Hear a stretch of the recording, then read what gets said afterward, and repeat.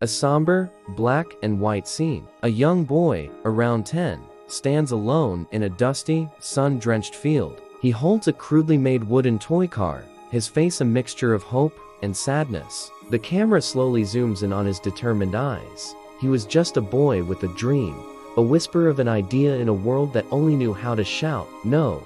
They looked at his calloused hands, his simple clothes, and the fire in his eyes, and they saw nothing. "You'll never make it," they said, their voices like the harsh scrape of stone on stone. "People like you don't change the world. Stay in your lane. Know your place."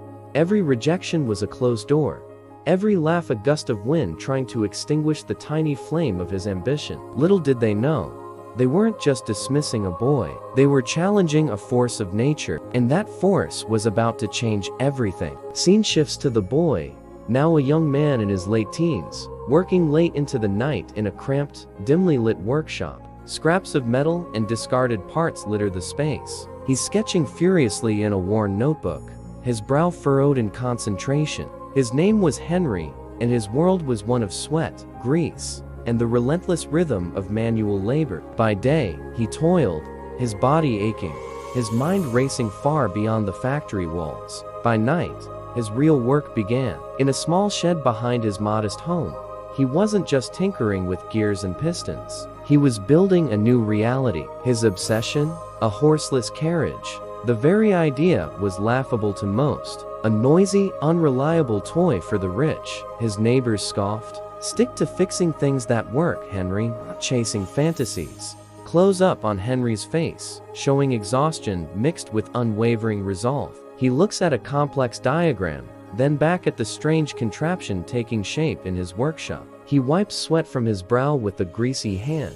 The world around him was powered by muscle and steam, a world that had existed in much the same way for centuries. To challenge that was to challenge the very fabric of society. He poured every spare penny, every waking moment, into his creation. He went without meals, sacrificed sleep, and endured the constant barrage of doubt from friends, family, and supposed experts. They saw a fool wasting his life on a pipe dream. But Henry saw something else. He saw freedom. He saw connection. He saw a future where distance no longer meant separation. Scene of Henry trying to start his first engine. It sputters, coughs black smoke, and dies. He slumps against the wall in frustration, head in his hands. Then, he takes a deep breath, stands up, and starts working on it again with renewed vigor. There were countless failures, explosions that rocked his small shed, engines that seized, parts that shattered. Each setback was a fresh wound,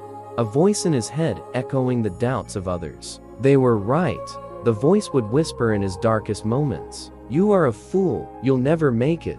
He faced financial ruin, strained relationships, and the crushing weight of his own expectations. He was on the verge of giving up more times than he could count. But then, he would close his eyes and see it again. A family, once separated by days of arduous travel, visiting each other in a matter of hours. A farmer getting his goods to market before they spoil. A doctor reaching a patient in time. This vision, this why, was the fuel that his engine desperately needed. It was more powerful than gasoline, more resilient than steel. It was the power of a purpose-driven dream. A montage of quick cuts. Henry studying books on engineering, arguing with skeptical investors who shake their heads, working alongside a small, loyal team, their faces lit by the glow of a welding torch. The pace of the music builds. He found a few believers, others who saw the glimmer of genius in his madness. Together, they formed a small company, but the challenges only grew. Competitors, backed by immense wealth, were already in the race. They controlled the patents, held the power, and sued him relentlessly, trying to litigate him into oblivion. They owned the present, and they were determined to own the future too. One powerful consortium, an association of established manufacturers, tried to shut him down completely. They claimed he was infringing on their master patent for the automobile. The legal battle was a David and Goliath struggle that dragged on for years. Dramatic courtroom scene. Henry stands before a judge, looking small and insignificant against the powerful, well-dressed lawyers of the consortium. He speaks with quiet, firm conviction. The world watched, expecting him to be crushed. "You'll never win." His own lawyers warned him. "They're too big, too powerful." But Henry refused to bow. He wasn't just fighting for his company. He was fighting for every inventor, every dreamer, every underdog who dared to challenge the status quo. He fought them in the court of law and in the court of public opinion. He declared, "I will build a motor car for the great multitude." It was a revolutionary promise. While others built expensive toys for the wealthy, Henry dreamed of a car that his own workers could afford. A car for the people, a triumphant shift in the music. The scene changes to a bustling, revolutionary assembly line. Workers are efficiently adding parts to car chassis as they move along a conveyor. The process is a blur of motion and efficiency. Henry, now older and dressed in a suit, watches with a look of immense pride. And then, everything changed. He not only won the monumental court case, freeing the entire industry from the grip of a monopoly, but he unleashed his true masterstroke, the assembly line. It was a concept so radical, so efficient, it would not only revolutionize manufacturing but reshape modern society itself. The cost of building a car plummeted. His vision, once a distant dream, was now rolling off the line every few minutes. The Model T, the car for the great multitude, was born. And the man they all said would never make it. His name was Henry Ford. Inspirational montage. A family in a Model T driving through the countryside, waving joyfully. A doctor arriving at a remote farmhouse just in time. City streets, once dominated by horses, now filled with cars. People moving to suburbs, new roads being built. The landscape of the nation transforming.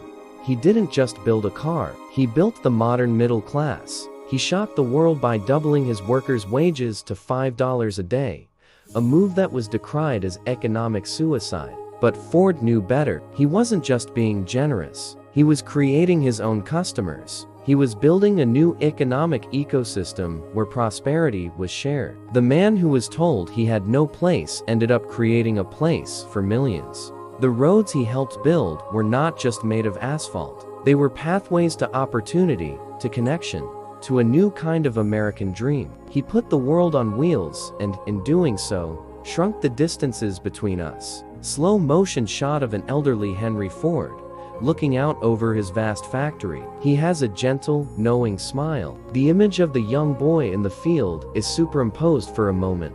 The story of Henry Ford is not just about a car. It's a testament to the indestructible power of a single, focused idea. It's a reminder that the voices of doubt are loudest right before a breakthrough. The "you'll never make it" crowd will always be there. They are the guardians of the status quo, the protectors of the way things have always been done.